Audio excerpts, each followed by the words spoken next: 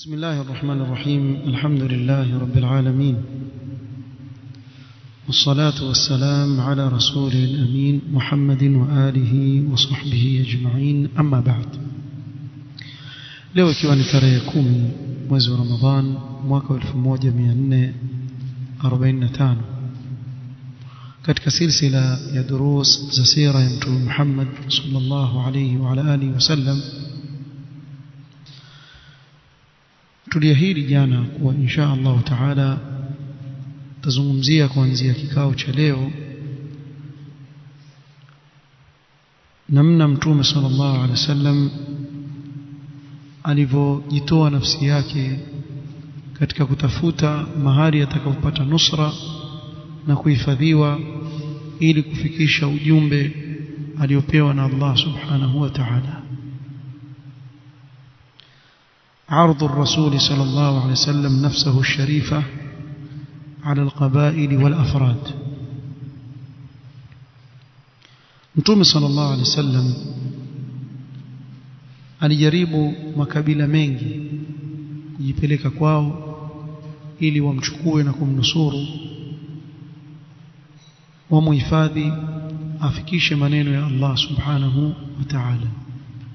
Na insha Allah ta'ala, kama tulivyoahidi, kuanzia kikao cha leo tutaanza kutaja kabila moja baada ya jingine na namna walivyomjibu Mtume sallallahu alaihi wasallam. Qabilatu Hamadan, kabila la kwanza ambalo tutaanza kulitaja ni qabilatu Hamadan. روى الإمام أحمد في مسنده بسند صحيح على شرط البخاري عن جابر بن عبد الله رضي الله عنهما قال: كان النبي صلى الله عليه وسلم يعرض نفسه على الناس بالموقف. Mtume صلى الله عليه وسلم ilikuwa inapofika msimu wa haji atumia ni fursa yake ya kufanya da'wa na kuwalingania watu katika Uislamu. Watu wanapokusanyika katika mkusanyiko mkubwa Arafa, alikuwa akienda kwa makabila mbalimbali na kujipeleka nafsi yake, huenda akapata yule atakayemnusuru katika da'wa. Fayaqulu, alikuwa akiwaambia: hal min rajulin yahmiluni ila qaumihi fa inna quraishan qad mana'uni an uballigha kalama rabbi. Je, hakuna mtu ambaye atanichukua mimi kwa watu wake wanihami waninusuru, kwani makuraish wamenikataza mimi kufikisha maneno ya Mola wangu.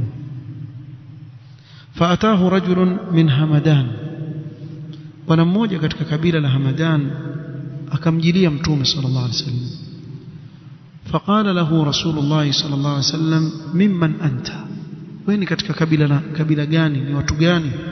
قال: من همدان. فقال رسول الله صلى الله عليه وسلم: فهل عند قومك من منعه؟ watu wako waweza kunihami mimi, wana nguvu za kuweza kufanya hivyo? قال: نعم. akasema ndio. ثم إن الرجل خشي أن يغفره قومه, kisha yule bwana akachelea isije watu wake wakamvunja nguvu, yani wakamkatalia lile jambo, sababu ni mtu mmoja.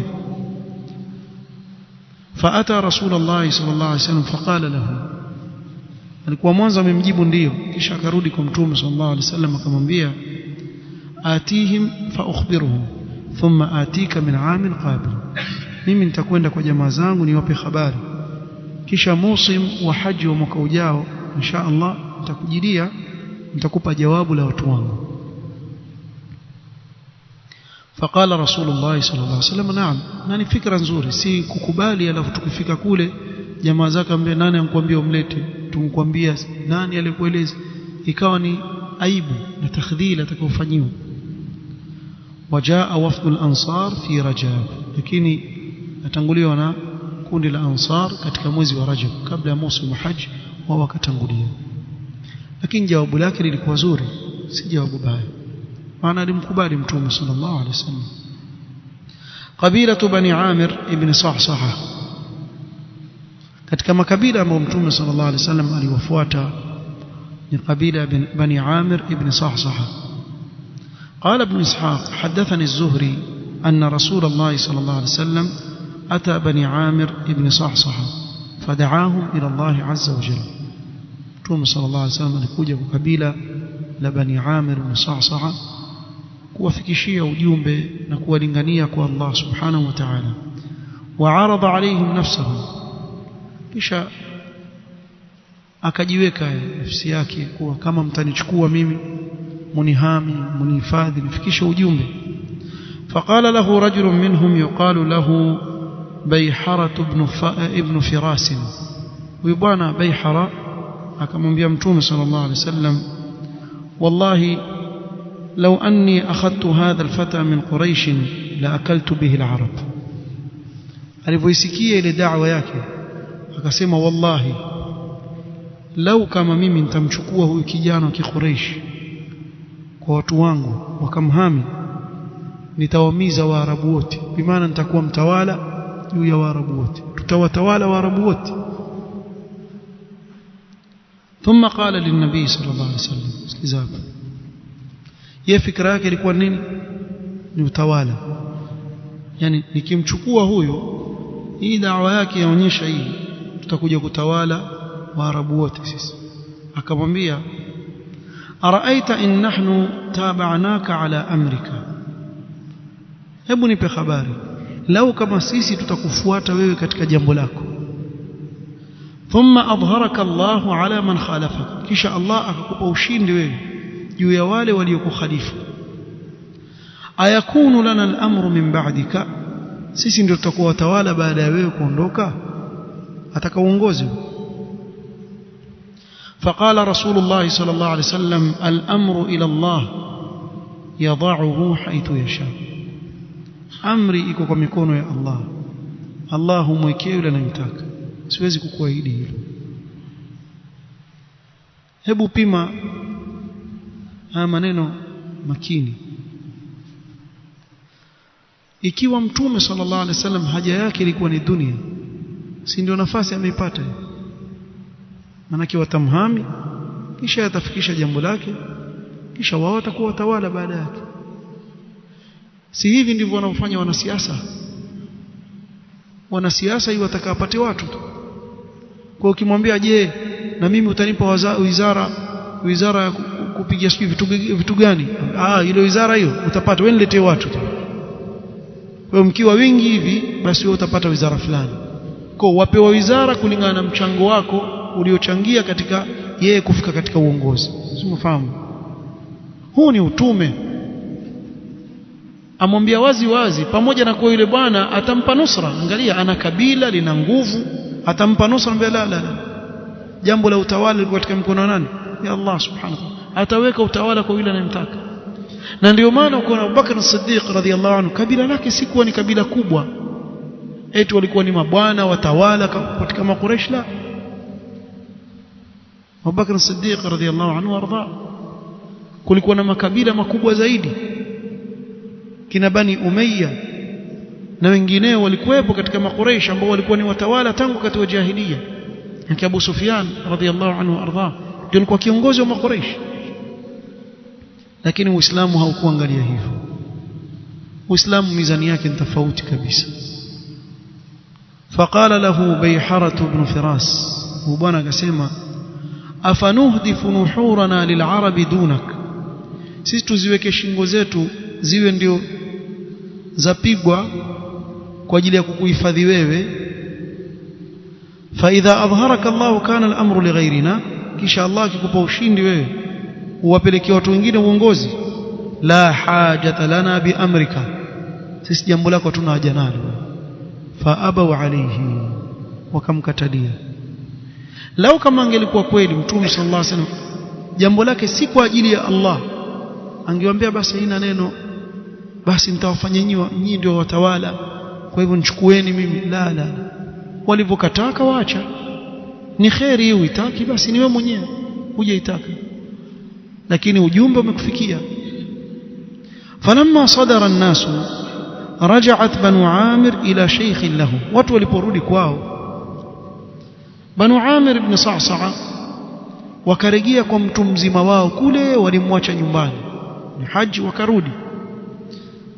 Qad kanat adrakathu as-sin, mtu alikuwa mtu mzima kwa umri mkubwa hatta la yaqdira an yuwafiya ma'ahum almawasim kwa hawezi kwenda kule sababu ni mtu mzima hawezi kwenda haji fakanu idha raja'u ilayhi hadathuhu bima yakunu fi dhalika almawsim ikawa ni ada yake mzee wakisharudi aketina wao hanielezeni safari kumekwendaje huko kuna jambo gani jipya mmeliona huko wakimfikishia ule ujumbe falamma qadimu alayhi hadha al'am sa'alahum amma kana fi mawsimihi waliporudi mwaka huo ambao walimkatadia mtume sallallahu alayhi wasallam akawauliza kulikwendaje katika msimu huu faqalu ja'ana fatan min quraish thumma ahad bani abd al-muttalib yaz'umu annahu nabiyyun alikuja kijana mmoja wa Quraysh tena ni katika bani abd al-muttalib mtoto abd al-muttalib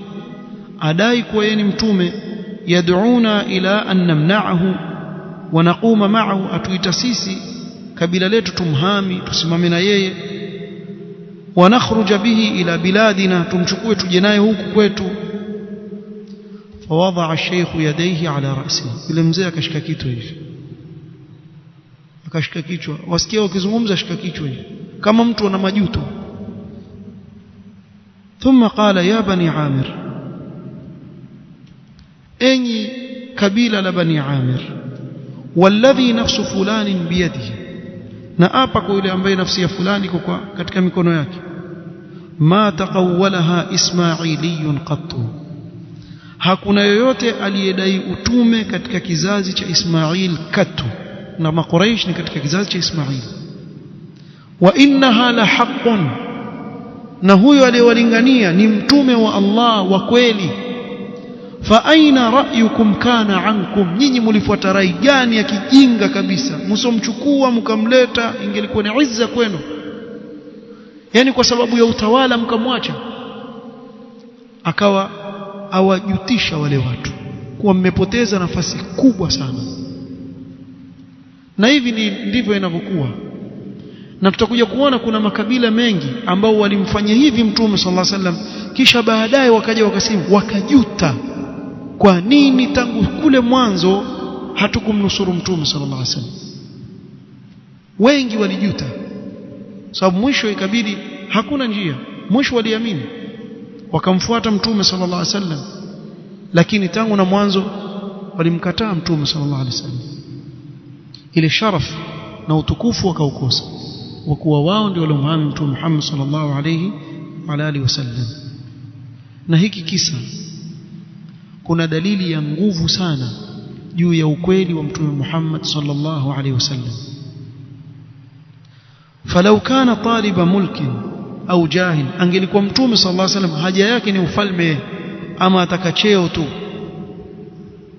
au ataka kufanya biashara na ile da'wa anaoifanya basi angefanya kama wanavyofanya wanasiasa hivi ndivyo wanasiasa wanavyofanya wakawafanya watu wamili na wao wafuate kwa maneno ya uongo na nyinyi mwayajua kile ikifikia karibu na kura watu wadanganywa na hapo kwetu kura ndini tena baada ya miaka miwili sio bado miaka mingapi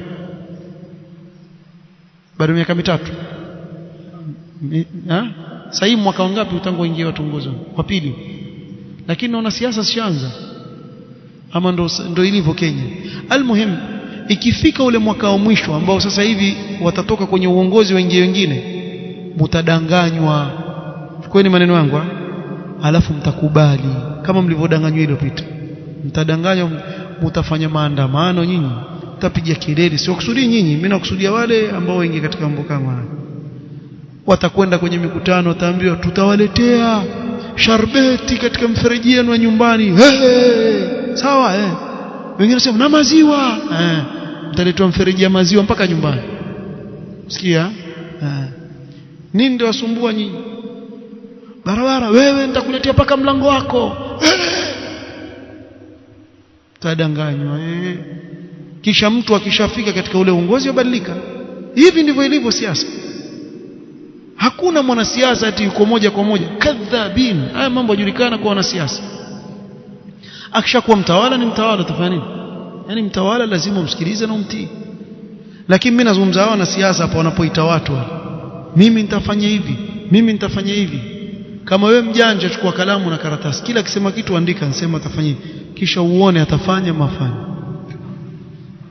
Mwanzo akishaingia tu pale, shukuru basi, akikujibu salamu ankuheshimu sana, akikuitikia salamu basi mashallah mutawadhi, mashallah andanganya, lakini kidogo ana huruma. Lakini wengine paka ubadilika kama macho yake akiinua hivi, kiangalia watu ainua nyusi juu hivi, kimtolea salamu jifanya kama kuoni au na utamuomba wako wengine kwa hivyo. Na hii ndio hali ya wanasiasa. Wanasiasa wako namna hii, yani uongo ni mwingi kwao. Na leo angalia katika ulimwengu, mwanasiasa yoyote ulimwenguni, tazama utakuta kuwa hakuna muongo kama yeye, waongo sana.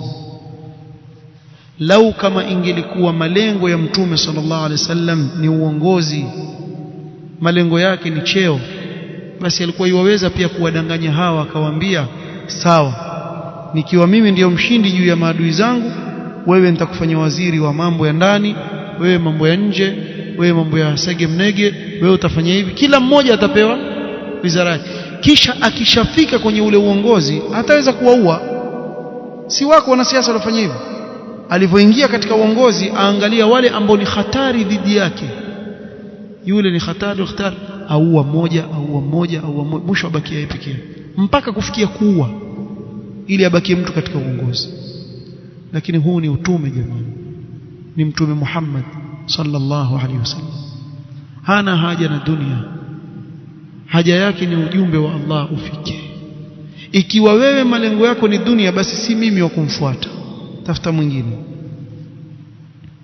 Na mtakuja kuona Ansar pia wao watauliza hivi, sisi tukupa bai'a, tusimama dhidi ya Waarabu wote, tutaminyana, tutapigana, vichwa vyetu vitakatwa, tuna nini sisi ya Rasulullah?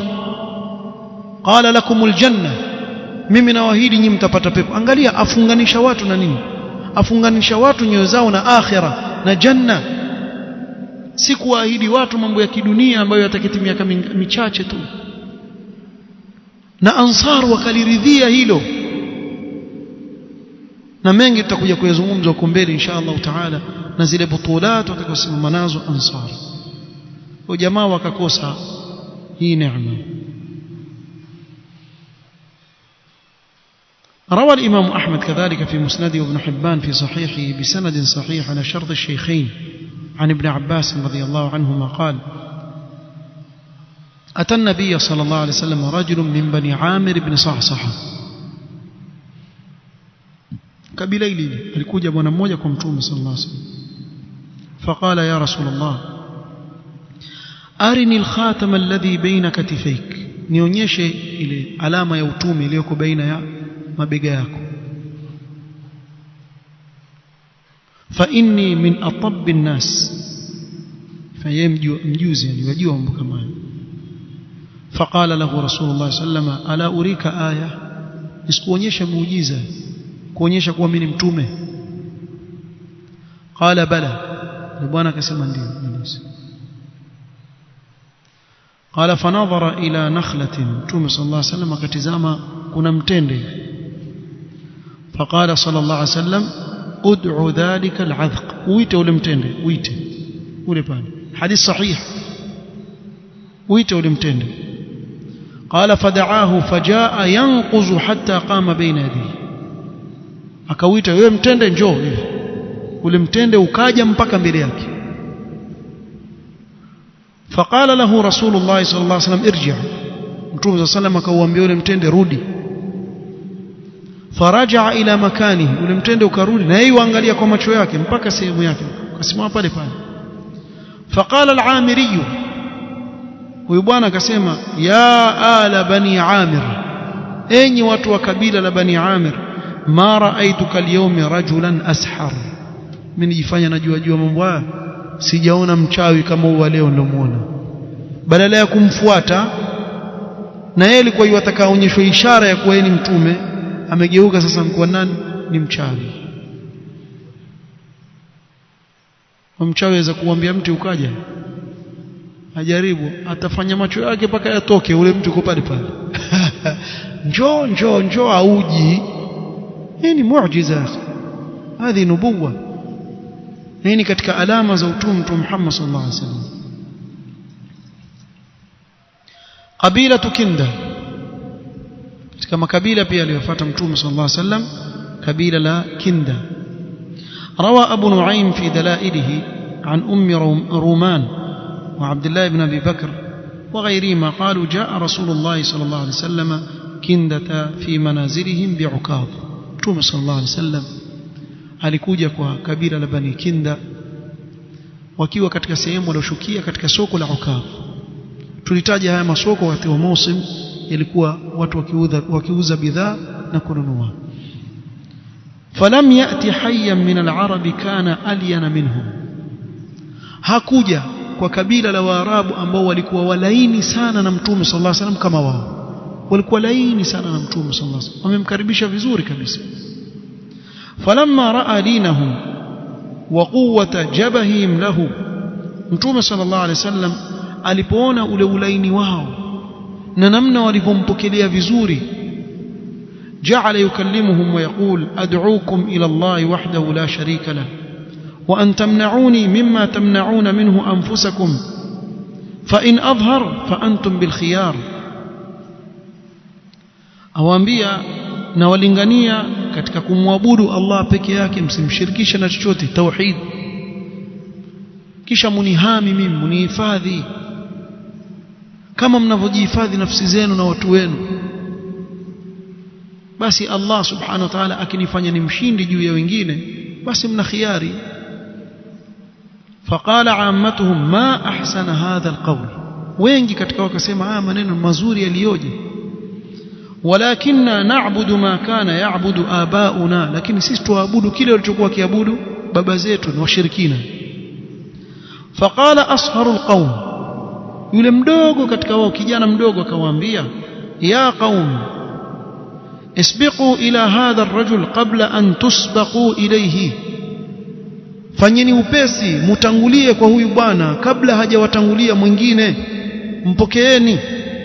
فوالله إن أهل الكتاب لا يحدثون أن نبيا يخرج من الحرم قد أضل زمانه.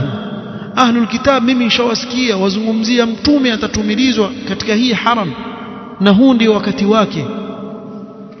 وكان في القوم إنسان أعور,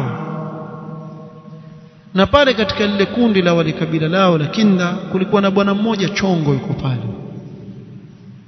faqala amsiku alayya akharajathu ashiratuhu wa tuunahu antum. wako watu kama hawa katika kila watu wazuri, kuna vijitu vile vya kutiatia maneno, sema watu wake wenyewe wanamfukuza, mwampokea nyinyi, mwamchukua nyinyi, na watu wake wamemkataa, watu wake wenyewe wamemkataa.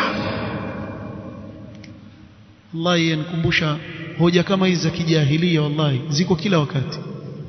Leo makhurafi wakimzungumza Muhammad Abdul Wahhab wajasema babake mwenyewe na ndugu yake walimkataa. Mtume sallallahu alaihi wasallam alikataliwa na watu wake Makuraishi, ndio yuko kwenye batil.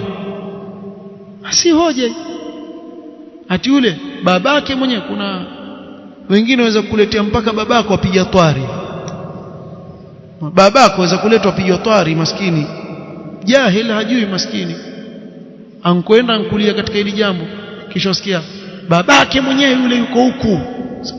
Sasa ndio nini? Ibrahim babake alikuwa achongesha masanamu haswa iwatengeza masanamu yale yanayoabudiwa, na yule ni Ibrahim alayhi salatu wassalam. Sasa kwa mfano al-Imam al-Mujaddid, kwa mfano alikataliwa na babake, mfano kuwa anamkataa, anamfukuza, hataki, ndio iwe nini? Ndio hoja hii, ndio qala Allah qala rasuluhu. Lakini ukiwa mtu wa batili, wewe utatafuta njia yoyote ile ufanye nini, ili mradi uikataa ile haki. Na hawa jamaa ndio wako hivyo, na ndivyo ilivyokuwa wakati wa jahiliya. Hii ni katika masailul jahiliya, kwa mtu yomfanyia ta'yir mtu kwa sababu babake, ndugu yake, sijui fulani amekataa ile da'wa anaolingania, basi ndio imekuwa pale ndugu yake na yule ndugu kama ni mzuka pia atakuja pale, mimi mwenyewe nampinga si zuka, tukufanyeje kama wewe ni mzuka? Na ukimwangalia utaona mara nyingi watu kama wanaokata haki wakati kama mwehu hivi, maana huu mwehu ndio maana akachezewa akili akawaacha ile haki. Mwehu tu sura zake mwangalia, mimi namkataa mwehu, achana naye. Haki itabakia kuwa haki hata ikakataliwa na watu wote. Wa in tuti' akthara man fil ardi yudilluka an sabilillah. Sikiliza watu wengi katika ardhi watakupoteza katika njia ya Allah. Huyu bwana akaanza, watu wake wamemwacha, sisi ndio tukampokee. Tahmiluna harba al-arabi qatiba la thumma la, mtaka kuwapiga Waarabu wote vita nyinyi mtaweza? La, hatukubali sisi. Unaona, watu wengine waogopa kule kupata upinzani wa watu wengi. Subhanallah, ma ashbaha al-layla bil-bariha. Leo pia ni hivyo hivyo, utawakuta wafuata watu wa sunna watu wote wako dhidiana na nyinyi, ndio hivyo, haki ndio hivyo. Simama hapo hapo, usiogope. Kwani watakufanya nini? Kikubwa watakachokifanya wewe watu wa batil ni kupitisha kadari ya Allah ambayo tayari shaikadiria itakuwa. Uwe hivyo usiwe hivyo, ikiwa Allah ameandika jambo litakupata tu. Kitu gani kikubwa watakufanya? Ati uangalia makhurafi wako wengi, lakini ghuthaa isail. Mbona wako wengi waogopa maneno ya masalafi? Si wako wengi? Mbona waogopa? Wakifanywa raddi waanza kutetemeka, babaika, wajua kuna vijana watukana watu. Tukana watu, wajua hawatukani watu, wazungumza haki.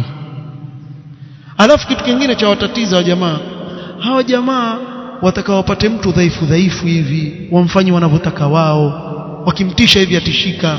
Sasa wakipata mtu jabari, hajali, umeona, katika haki isimama kisawasawa, hajali maneno ya watu, huyo atabandikwa kila aina majina ya kutukana watu, fanya watu hivi. Nyinyi mmezoea kupata watu hawana izzatun nafs, yani waweza kumpeleka wewe unavyotaka. Lakini mtume wetu sallallahu alaihi wasallam hakutufundisha hivyo. Hakutufundisha sisi kuwa madhaifu katika haki. Ametufundisha tuwe na adabu, lakini hakutufundisha tuwe madhaifu katika haki. Na ndio maana yule sahaba akasema, ya Rasulullah, araaita in jaa rajulun yuridu akhdha mali, waonaje ya Rasulullah, hebu nipe habari, mtu amekuja kwangu mimi ataka kuchukua mali yangu kwa nguvu. Qala la tu'ti, usimpe. Hivi ndivyo tufundisha mtume sallallahu alaihi wasallam, usimpe. Qala araaita in qatalani, anipige bwana ataka kuchukua mali yangu. Qala qatilhu, na wewe pia mpige, usikubali mali yako ichukuliwe. Hivi ndio tuambia mtume sallallahu alaihi wasallam. Kwa muislamu aishi shujaa, hajali ati mtapingwa na watu wengi, waache wapinge mpaka wachoke. Ndio nini hp, yani ati kwa sababu fulani ampinga, sijui fulani ampinga, ikhwani, yule tablighi, yule sijui khurafi, yule mshia, yule nani, hao wote walmunkhaniqatu walmawqudhatu walmutaraddiyatu wannatihatu hurrimat alaykum maulai, hawana uzito wote katika sheria. Ikiwa wataipinga haki, hawana uzito katika sheria. Kinachotizamwa ni haki. Kwa usije ukamwambia mtu kuwa au yule baba yake anamkataa, yule ndugu yake anamkataa. Hizi hoja za kipumbavu, si hoja za kisheria, ni hoja za watu waliofilisika. Sasa huyu chongo huyu bwana asema yule watu wake wenyewe wanamkataa, sisi ndio tumchukue tupigane na Waarabu wote kwa ajili yake yeye. Nani? Bisa ma qala, maneno ya kijinga kana akawaambia watu wake. Na hawa subhanallah wana athari mbaya. Hawa aweza kuzungumza hivi tu akavunja moyo watu wote pale, wasema lakini kweli ona, awavunja nguvu namna hiyo. La thumma la fansarafa anhum hazina, Mtume sallam akaondoka pale ana huzuni sana, yale maneno yamemtia dhiki sana. Fansarafa alqawm ila qaumihim fakhabaruhum, angalia wote hao wanaofanya hivyo ndio kujuta, wakirudi kwao wajuta, wakifika kwao wakafikisha habari. Na hawa watoka Yaman, kifika kule wakafikisha habari, ankuja kijana mmoja dai hivi na hivi. Faqala rajulun min alyahud, bwana mmoja katika mayahudi wa kule kwao akamwambia, wallahi innakum mukhti'un, wallahi innakum mukhti'una bi khata'ikum, law sabaqtum ila hadha ar-rajul lasuttumul arab, nyinyi mmekosea, yule bwana mungetangulia nyinyi kumchukua, mungelikuwa watawala nyinyi kwa waarabu wote. Wa nahnu najidu sifatahu fi kitabina, na sisi tuwaona sifa zake huyo mtume katika vitabu vyetu. Fawasafahu lilqaumi alladhina ra'aw, kisha akaanza kueleza yuko hivi yuko hivi yuko hivi yuko hivi, ana sifa moja mbili tatu. Kullu dhalika yusaddiqunahu bima yasifu min sifatihi, kila akisema sifa sema ni kweli, na yeye hajamuona, basi amesoma katika kitabu, katika Taurat, wamwambia ni kweli yuko hivi, ni kweli. Thumma qala najidu makhrajahu bimakkah wa dara hijratihi Yathrib, na sisi katika vitabu vyetu wasema kuwa huyu mtume atatokea Makka kisha atafanya hijra aende Madina. Fa ajma'a alqawm liwafuhu fi almawsim alqadim, jamaa wakasema basi haji jao sisi tutakwenda tutamchukua. Fahabasahum sayyidun lahum an tilka as-sana, kuna mmoja katika wakubwa zao katokea jambo akamwambia hatuwezi kwenda haji safari, tutabaki. Falam yuwafi ahadun minhum, hakuna yeyote katika wao aliyowahi kwenda kukutana na mtume sallallahu alaihi wasallam. Taibishapita fursa wakaikosa. Kabila Bani Hanifa, jamaa zake Musailamatul Kadhaba. Rasul sallallahu alaihi wasallam ata Bani Hanifa fi manazilihim, aliwajiria Bani Hanifa walikuwa kabila kubwa sana na wana nguvu, akawajiria sehemu waliotokea. Fada'ahum ila Allah wa arada alayhim nafsuhu, kawalingania katika njia ya Allah, kisha akawaambia yale maneno, nichukueni mimi. Falam yakun ahadun min al-arabi aqbaha alayhi raddan minhu, hakuna watu waliomrudisha kwa maneno mabaya machafu kama wao, wakamkataa moja kwa moja. Hao ni Bani Hanifa, na wao ndio baadaye watasimama na Musailamatul Kadhab, watabwa vita baada ya mtume sallallahu alayhi wasallam kufariki na Abu Bakr as-Siddiq radhiyallahu anhu wa arda. Kabila Abs na makabila mengine insha Allah tutakuja kuyaeleza katika vikao vitakavyokuja, kabila baada ya jingine, na majawabu waliotoa mpaka tufikie katika kuwazungumzia al-Ansar. Na hapo ndio tutaona wale ambao Allah amewachagua mwenyewe kuwa wao watamnusuru mtume Muhammad sallallahu alaihi wasallam. Naktafi bihadha alqadr, wallahu ta'ala a'lam. Subhanakallahumma wa bihamdika ashhadu an la ilaha illa anta astaghfiruka wa atubu ilaik. Barakallahu fikum.